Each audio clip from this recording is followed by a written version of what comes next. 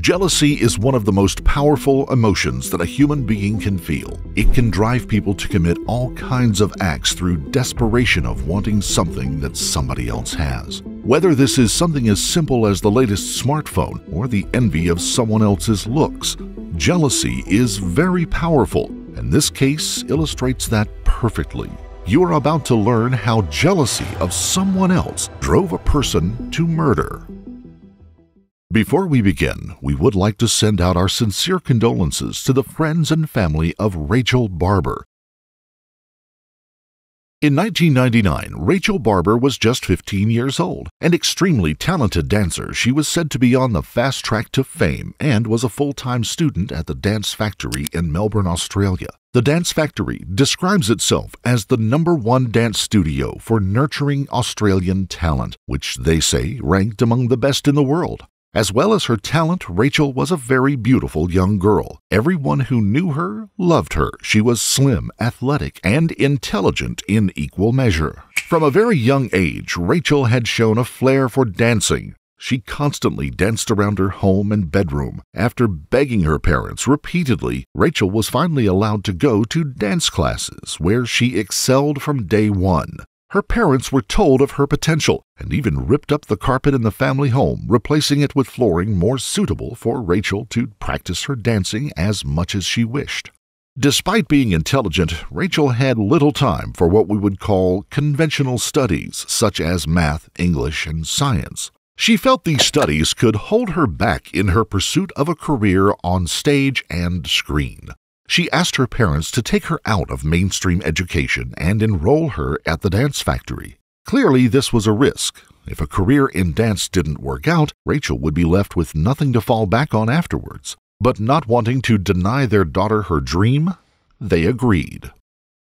March 1st of 1999, the Barber family had woken up in the morning and were going about their daily routine. Rachel was always given a lift to the local train station by her father, where she would catch the tram to her friend's neighborhood, meet up with her friend and boyfriend, Manny, before walking to school. She never caught the bus, despite her confidence inside the dance studio. Outside of it, she was something of an introvert. But March 1st would be anything but a normal day. Michael, Rachel's father, dropped her off at the train station around 9:30 in the morning and said he would pick her up at 6:15 in the evening at that same location. Rachel hugged her father and told him to have a nice day. But what neither of them knew was that would be the last time they would ever hug each other, and for Michael, it was to be the last time he would ever see his daughter alive.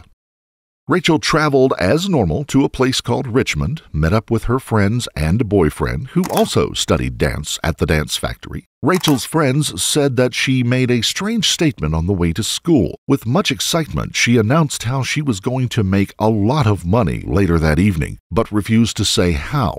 Due to her looks and figure, it was assumed that she had landed some sort of modeling job in which she expected to make a lot of money.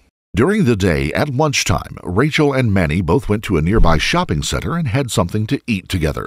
Afterwards, Manny, who still remained curious about the money that Rachel was going to earn, he asked her again, "What is it you're doing tonight? Is it safe? Surely you can tell me." Rachel still refused to say what the job was. She just said she was going to meet an old friend who had gotten her a job, but that it was to remain a secret. She did try to put Manny's mind at ease by saying that the work was harmless and she would be able to keep some of the clothes. This clearly wasn't going to be a waitressing job. She said that she stood to make a lot of money in one go, demonstrated by the fact that she had seen an expensive pair of shoes while out with Manny. She had wanted the blue dancing shoes for a long time but could never afford them. But there and then, she asked the cashier in the shop to put them on hold for her until the next morning, when she would return and pay for them. School finished at 5:35 in the evening. Manny said the two shared a hug and said they both loved each other. Rachel then promised to call him later in the evening. Strangely and completely out of character, Rachel said that she needed to catch a different tram to go elsewhere to meet her friend. Although he could not have known it at the time, the sight of Rachel walking off to catch the tram would be the last time he would ever see her. The Barber family were, and probably still are, creatures of habit. They lived by a routine, and they were extremely punctual. Rachel and Michael would always be home for their evening meal before 6:15 p.m. Elizabeth, Rachel's mother, was home preparing the meal for the family. 6:15 came and went, with no sign of her husband or daughter. At first, she wasn't too worried. Perhaps the traffic was worse than usual. But as the minutes passed by, 6:30, 6:45, 7 o'clock, Elizabeth was now finally worried. At 7:40 p.m., the phone rang. It was her husband. She was, of course, relieved that he was okay, but that was all the good news she was going to get. Michael, very concerned, explained that Rachel had not shown up at their usual meeting point outside of the train station. Elizabeth immediately called the police department, who were, less than helpful. In fact, worse than that, their response was actually shocking. They told her that, she's a teenager, and like all other teenagers, she will go through a rebellious phase, and that she would probably come home soon. But Michael and Elizabeth believed that something had happened to their daughter for good reasons. In the past, Rachel had been followed home on a couple of occasions by some creepy men. She was also afraid of the dark and would not stay out in the dark on her own. But most importantly for them, they had always allowed their children to live their lives. For example, they could not and did not stop Rachel from having a boyfriend. They encouraged open communication with the family. As a result, Rachel felt that she could talk to and confide in her parents, as she had always done in the past. She had no reason to run away or hide anything from them. But of course, Rachel had hidden something from them, the so-called job that she had planned for that evening. Michael and Elizabeth called Manny, who explained that he had not seen Rachel since school, but shocked them when he explained what the job was that she was going to do. Disappointed and shocked, Rachel's parents called everyone they could think of. None of her friends had seen her since school and had gone off in a different direction from the tram. The family, left with little other options, now went back to the police department and explained to them all they knew. Despite their desperate pleas from Michael and Elizabeth, the police refused to file a missing persons report or to help them in any way. March the 2nd of 1999, Rachel's parents had spent a nail-biting evening at home. Having been refused any help from the authorities, they now took photos of Rachel around the streets themselves, asking if anyone had seen their daughter. Having spoken to Manny again, they discovered that Rachel had put the shoes that she so desperately wanted on hold at the store. Elizabeth and Michael visited the store, only to discover, perhaps unsurprisingly, that Rachel had not been in to pay for those new shoes. But their trip to the store was not a complete waste of time. It led to an interesting and disturbing revelation by one of the store's assistants. She explained to Rachel's parents that a man had been in the store in the last 2 weeks. He was trying to recruit girls to work in what he called his entirely legal brothel in Fitzroy. Of course, this development did nothing to make her parents feel better, but at least it was a lead. The store assistant gave Michael and Elizabeth the number that she had been given by the man immediately. They called the brothel themselves, asking if anyone of Rachel's description was there. Amazingly, this was, on the face of it, a legitimate business. The person on the other end of the phone said they never recruited girls off the streets and always made sure that anyone who worked there was of legal age. Naturally, Michael and Elizabeth were relieved that Rachel was not working in a brothel, but once again, they were left with nothing to go on and a daughter who had seemingly vanished into thin air.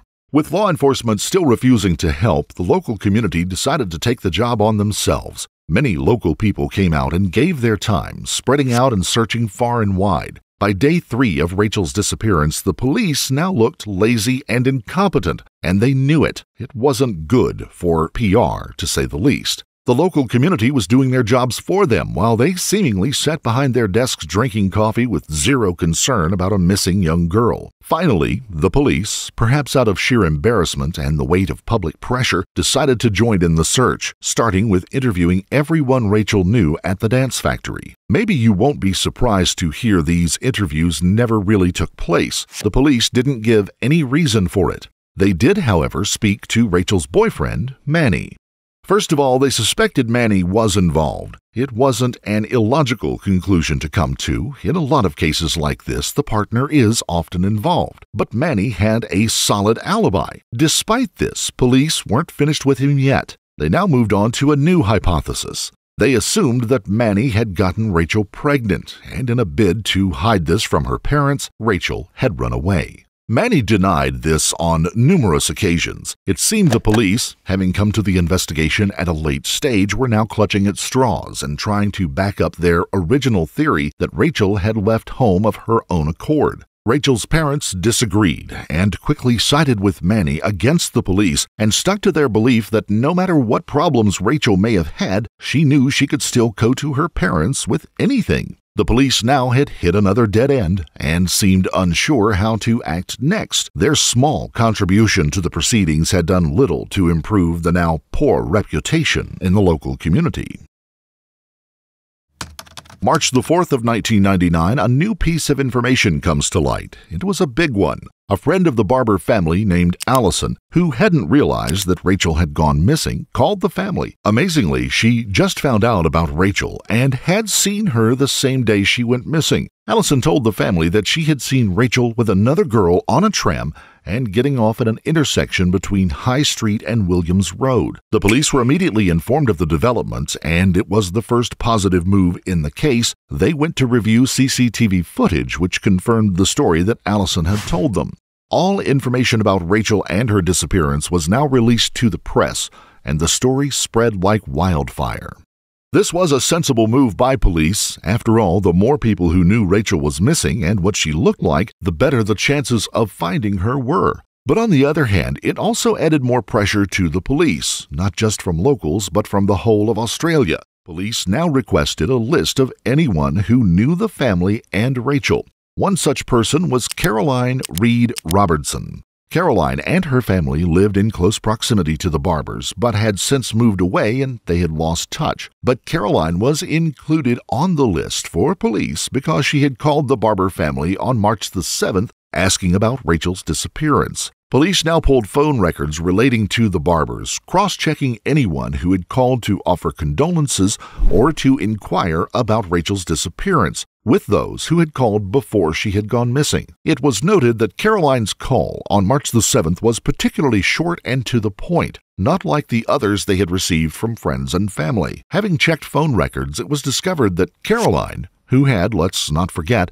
lost touch with the family for several years prior, called the Barber household not once, but twice, on February the 28th, both of these calls lasting approximately half an hour each. Furthermore, police made another very interesting discovery. Caroline was renting an apartment not far from the last place Rachel had been seen alive, at the tram station. Rachel's parents were immediately informed of these discoveries. Both Michael and Elizabeth felt a sense of relief come over them. Perhaps the police had been right all along. Rachel, for whatever reason, had gone to stay with Caroline.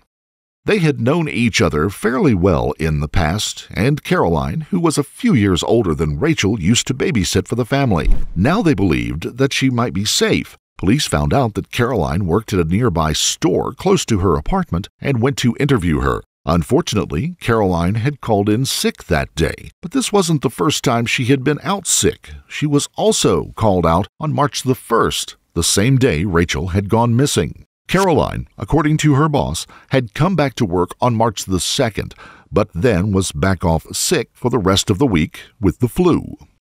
Instead of speaking to Caroline next, police decided to speak to her neighbors. More than one of them remembered hearing loud sobbing on the night of March the 2nd coming from the direction of Caroline's home. One neighbor described the crying as sounding similar to a toddler having a tantrum. They did discover that her father had come to see her when she was sick. He explained that the whole time he was in her apartment, she bolted the bedroom door shut and refused to let him in, crying uncontrollably. Caroline's father owned quite a few properties, one of which Caroline was going to move into. The problem was she couldn't drive and needed money to hire a removal company to move her possessions. Her co-workers all said the same story to police, that Caroline had asked to borrow money from them so she could afford the moving. As it turned out, this was all true. On March the 4th, a removal company did come to Caroline's apartment. The men were then told to transport a statue to the new property. The statue had been placed into a duffel bag, presumably for extra protection. Along with a few other possessions, including furniture, the statue was transported to Caroline's father's hobby farm in Kilmore. March the 12th, police felt they had gone as far as they could with their investigations into Caroline, who, it seemed, apart from being pretty good at calling in sick to work and making a few phone calls, hadn't done anything wrong, at least not on the face of it. They now went to Caroline's apartment, hoping to find Rachel inside. During their first visit, no one came to the door. They returned the same day at 5 p.m. and again, no signs of anyone. But this time they were more insistent, and they broke into the apartment. Upon initial inspection, apart from the place being a bit of a mess, nothing really seemed out of the ordinary. But it wouldn't take long for police to make a startling discovery. Upon opening the bedroom door, they entered and saw, no, not Rachel, but Caroline, face down on the floor, unresponsive and motionless. Initially, police thought she was dead, but they checked and she did have a pulse and was immediately rushed to the hospital. As Caroline was whisked away in the ambulance, police continued searching the property. There were no signs of anyone else. In the words of the police themselves, it was a desperate attempt to find any traces of Rachel. They did discover a bag full of clothes, all size 8. Far too small for the larger Caroline, but it was possible they could have fit Rachel. The police then made a much more sinister discovery.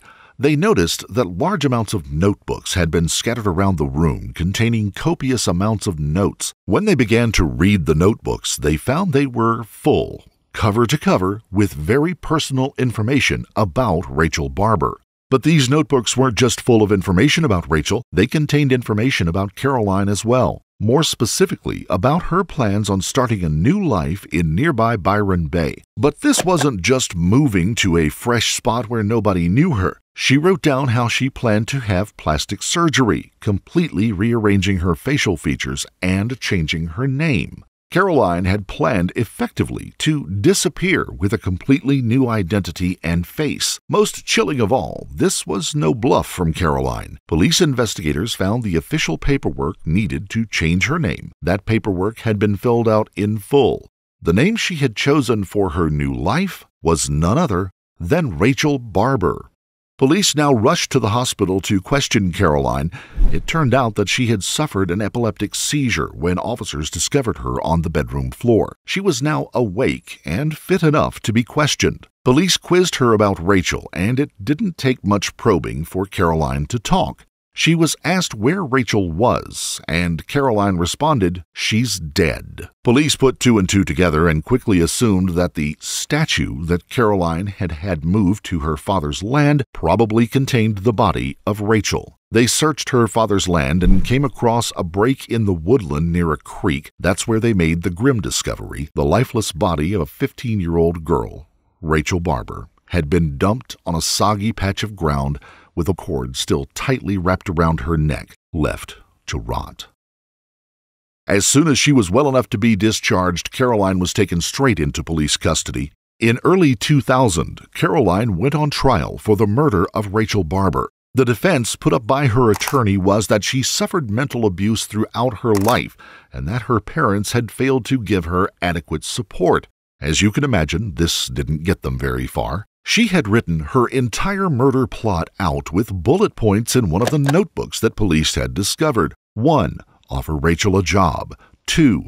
Tell her she can't tell anyone, not even her boyfriend, and so on. She carried out the murder point by point. She made a pizza for Rachel, who was drugged, and then she strangled her. Rachel's body was kept inside a closet in her bedroom for 2 whole days while she pretended to be sick from work. The notebooks revealed in court showed how Caroline's obsession with Rachel and her life had been going on for many years, all the way back to when she used to babysit for her. In a sick and twisted mental fantasy, Caroline actually believed that by assuming Rachel's name and getting plastic surgery, that she could somehow automatically become her.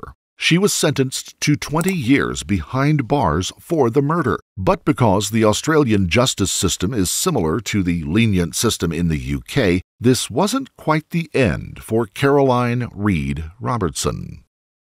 On August the 10th of 2013, the apparently reformed Caroline became eligible for parole. The parole board was allegedly willing to grant her release under strict conditions, but after a massive public outcry led by Rachel's mother, Elizabeth, the decision was reconsidered. The parents of a teenage dancer who was strangled by a family friend 13 years ago have expressed alarm about her murderer's possible release from prison. Rachel Barber's parents warn that Caroline Reed Robertson is a manipulator who may try to trick the parole board. But on January 20th of 2015, Caroline applied for parole again. On this occasion, it was granted, despite another public campaign and Rachel's family voicing their concerns over their safety. A very different Caroline walked free, to many people's surprise. Caroline was unrecognizable, slim, with straight blonde hair. Rachel's mother even commented on the fact that she did look like her own daughter, the girl who had been killed by Caroline. Maybe a stint inside had not stopped her plans for the future. Caroline had apparently been in a relationship with another inmate who was an armed robber, and the pair planned to live together on the outside.